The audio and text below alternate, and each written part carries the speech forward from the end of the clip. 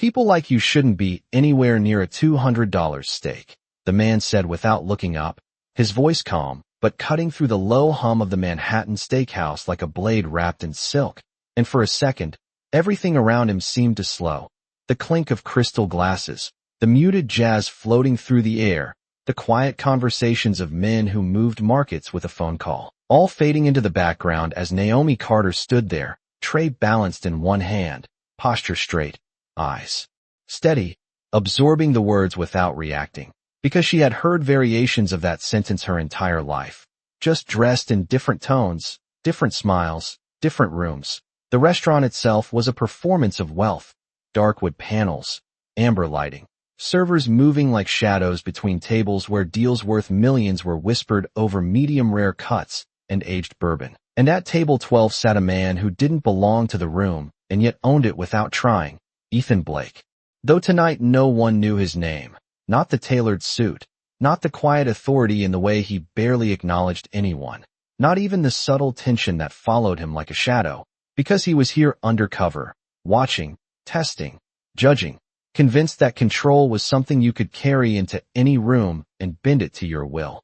Naomi placed the plate in front of him with precision, the steak perfectly seared, the scent rising warm and rich, and for a moment, their eyes almost met, but he looked past her as if she were part of the furniture, something designed to serve and disappear, and she stepped back, silent, invisible again, yet her gaze shifted, just slightly, catching something most would miss.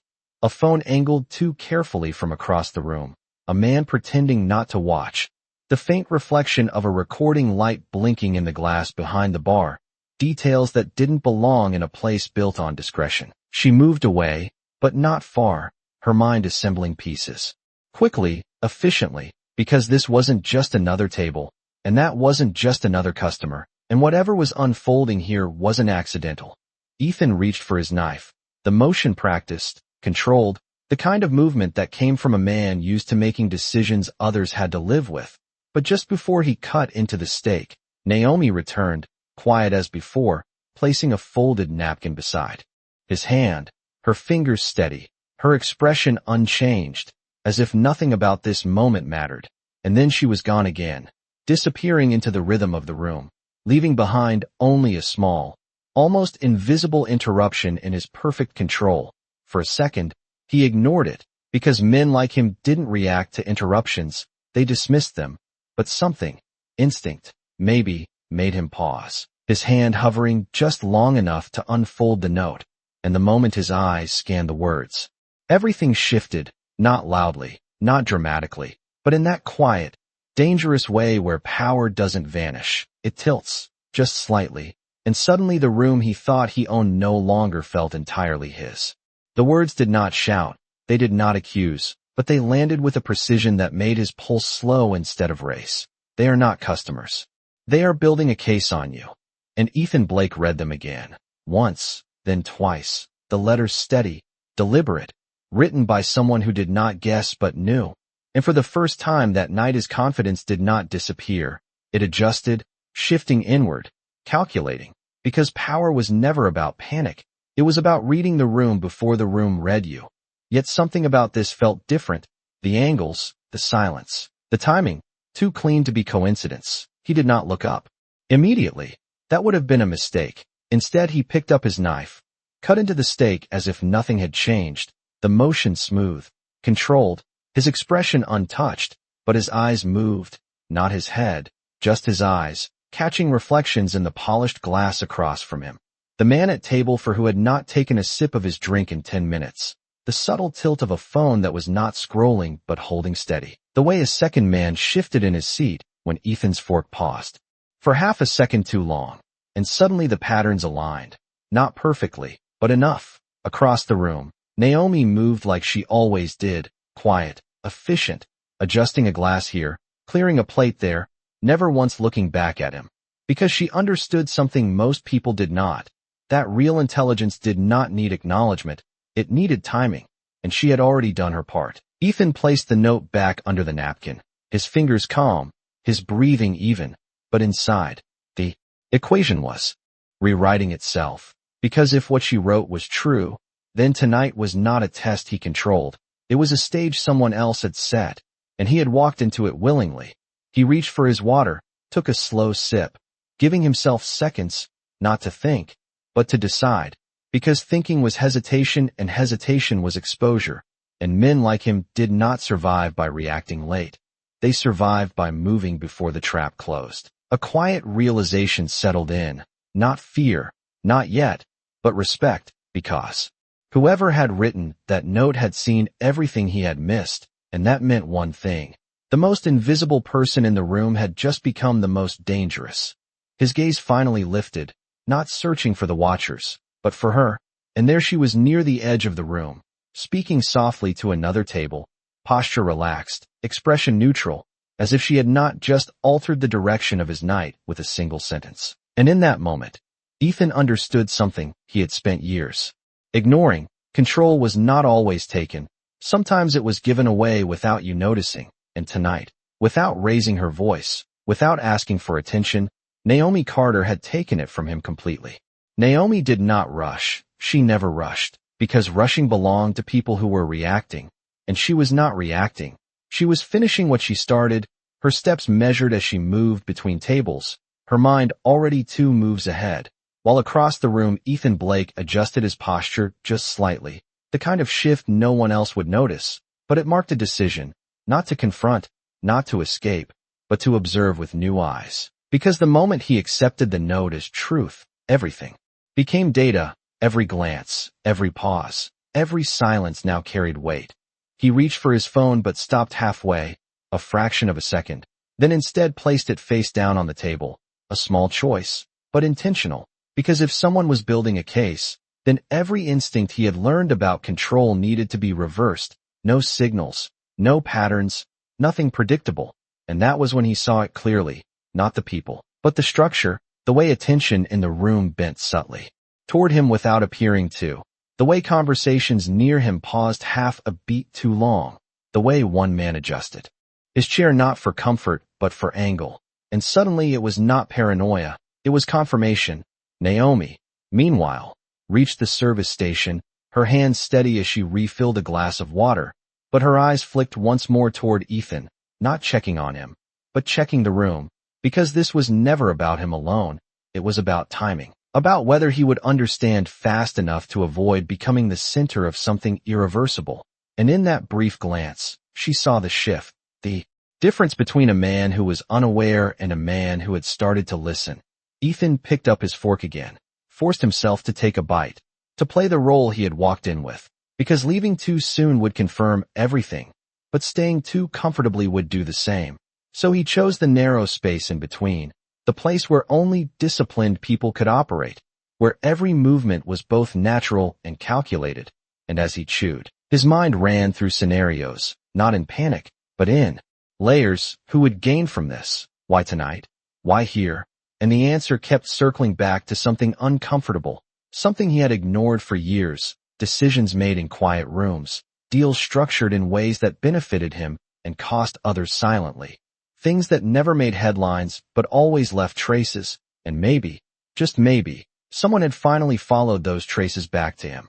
Across the room, Naomi picked up a tray and turned, her expression unchanged, but inside, she knew this moment was fragile, because knowledge alone did not change outcomes, choices did, and she had made hers the second she wrote that note, not for reward, not for recognition, but because she understood something simple and rare.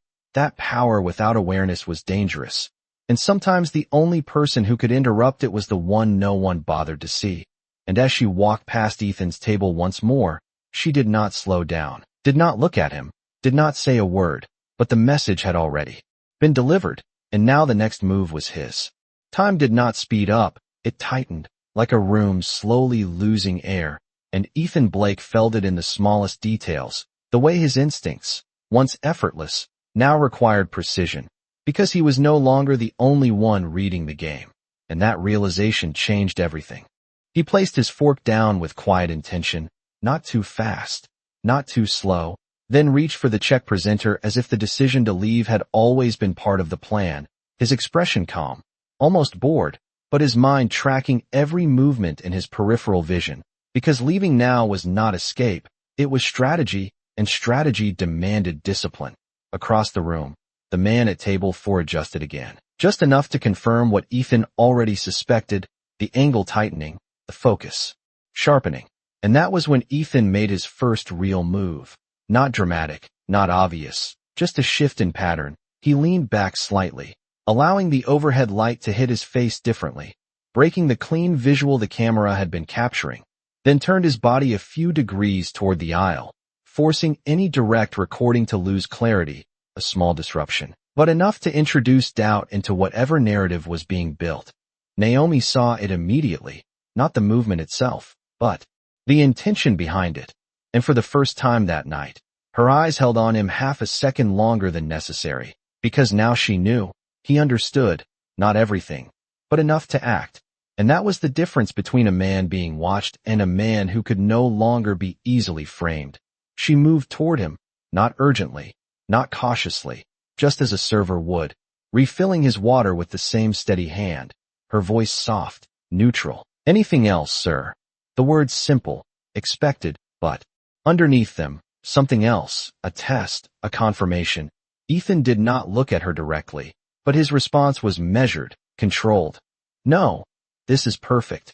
And the word perfect lingered just long enough to carry a second meaning.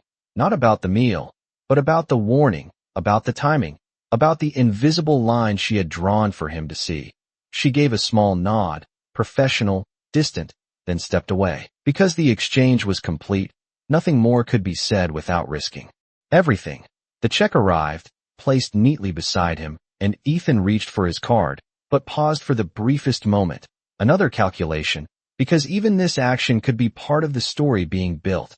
And then he did something subtle but decisive. He left cash, crisp bills, an old method, harder to trace in the moment, simpler, cleaner, and as he stood, the room did not react. Conversations continued, glasses clinked, nothing obvious changed, and yet beneath that surface, the balance had shifted.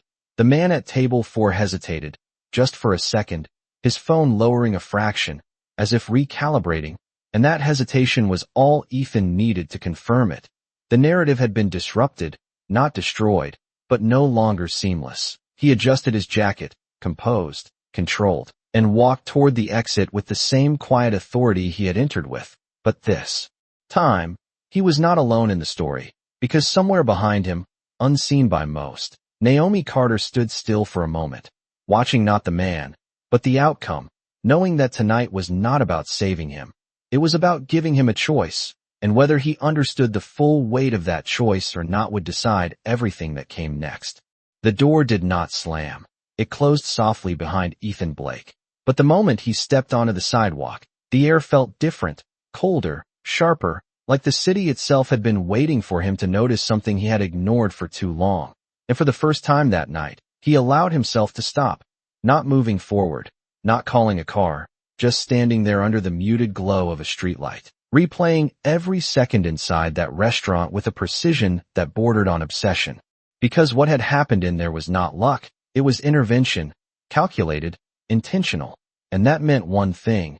Naomi Carter had not just seen the situation, she had understood it before he did. Inside, the rhythm of the restaurant continued as if nothing had shifted. Plates moved, orders were called, glasses refilled, but Naomi stood still for a brief moment near the service station, her hands resting lightly against the counter, her breathing steady, because she knew something most people in that room never would. That the most important moments rarely looked dramatic from the outside. They looked quiet, almost invisible, just like her. She picked up another tray, stepping back into motion, because her job was not finished, not really, not until the night ended and the room reset.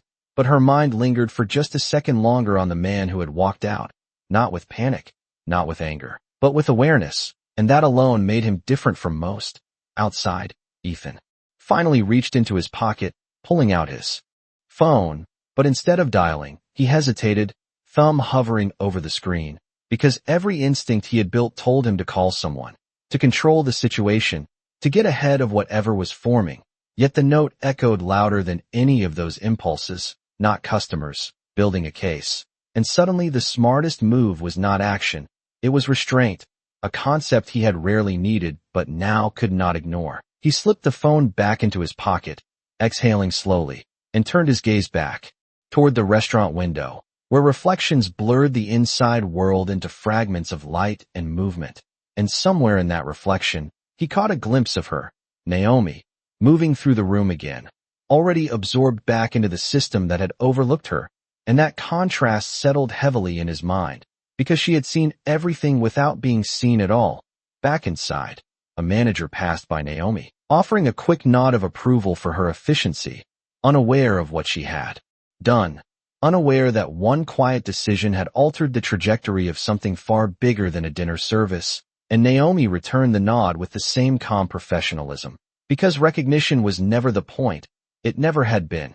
Ethan took a step away from the window, then another, his pace slow, deliberate, as if each step carried more weight than the last, because now the question was no longer what had almost happened. It was why she chose to stop it, and that question did not come with an easy answer, not for someone like him, someone who had built a life on calculated advantage, on winning without always considering the unseen cost. And yet tonight, the person with the least visible power had given him something he had not earned, a warning, a chance. And as he disappeared into the movement of the city, one thought remained, steady and unresolved, that whatever came next would not just test his control, it would test his character. And somewhere behind him, in a restaurant full of noise and light, the only person who had truly understood the night had already moved on, as if it were just another shift. The city did not slow down for him. It never did. But Ethan Blake walked through it differently now. Each step measured, not out of fear, but out of awareness, the kind that settles. And after a moment that cannot be undone, and as he turned onto the next block, the glow of glass towers reflecting across the pavement, his mind was no longer focused on the people who might have been watching him.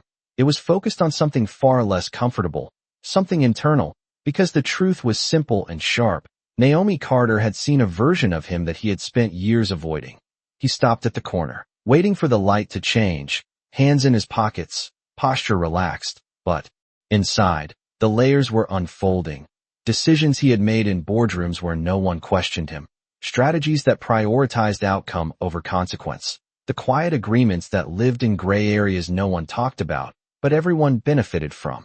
And for the first time, those memories did not feel like victories. They felt like evidence, not in a legal sense, but in a moral one.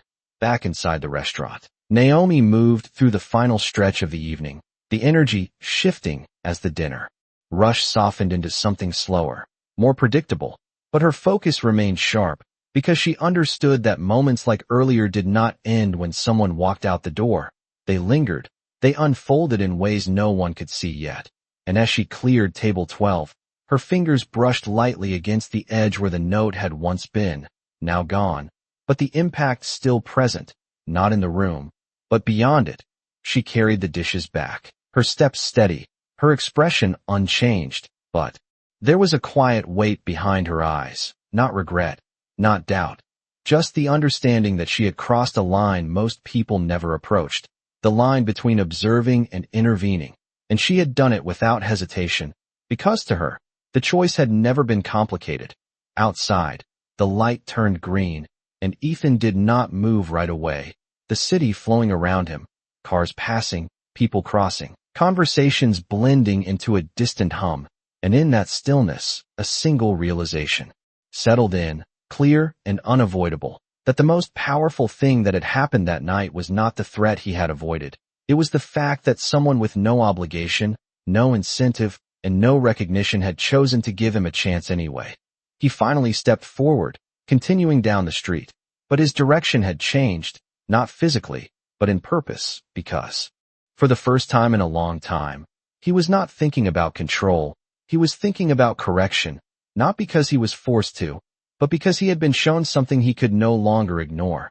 Inside, Naomi finished her shift, tying her apron loose as she stepped into the quieter back hallway, the sounds of the restaurant fading behind her, replaced by the soft hum of fluorescent lights, and she paused for a moment, leaning lightly against the wall, exhaling slowly, not from exhaustion, but from release, because she had done what she believed was right. Nothing more, nothing less. She reached into her pocket, pulling out a small notebook, flipping it open briefly before closing it again, as if confirming something only she understood, then slipped it back, her expression calm, grounded, as she pushed open the back door and stepped into the cool night air, unaware that somewhere not far away, the man she had warned was already beginning to change in ways that would eventually lead him back to her, not as a stranger passing through, but as someone who finally understood the value of being seen by the person he once chose to ignore. The night did not end when Naomi stepped into the cool air. It followed her, quiet and persistent, like a thought that refused to fade.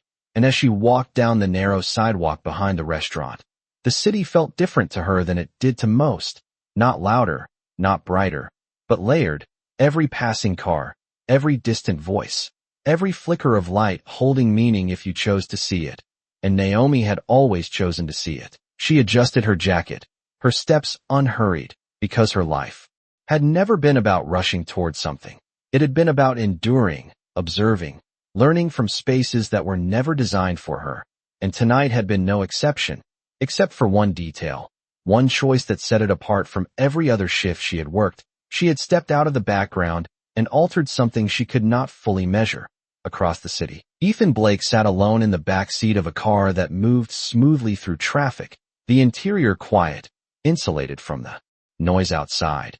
But his thoughts were anything but calm, not chaotic, but active, deliberate, turning over every word from that note, every glance in that room, every decision he had made in the years leading up to that moment. Because now, for the first time, those decisions felt connected in a way he could not ignore, like pieces of a structure he had built without ever stepping back to see the full shape.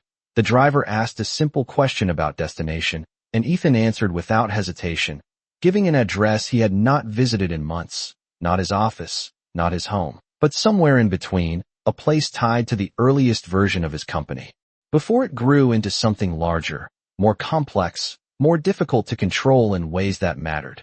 Naomi reached the subway entrance, the familiar hum of the city underground rising to meet her, and as she descended the steps, she allowed herself one brief moment to reflect, not on the man, not on the risk, but on the pattern, the way power often moved unseen until it was forced into the light, and how often the people closest to that truth were the ones least acknowledged. And she shook her head slightly, not in frustration, but in quiet understanding, because she had accepted that reality long ago. Ethan stepped out of the car minutes later, standing in front of a modest building that looked almost out of place among the polished towers surrounding it. And for a moment, he did not move, his reflection faintly visible in the dark glass of the entrance, not as the figure others saw, but as something less defined, less certain, and that uncertainty did not weaken him, it grounded him, because it meant there was still something left to confront. Naomi sat on the train, her gaze steady as the city blurred past the window, her expression calm, almost detached, because she did not expect anything to come from what she had done.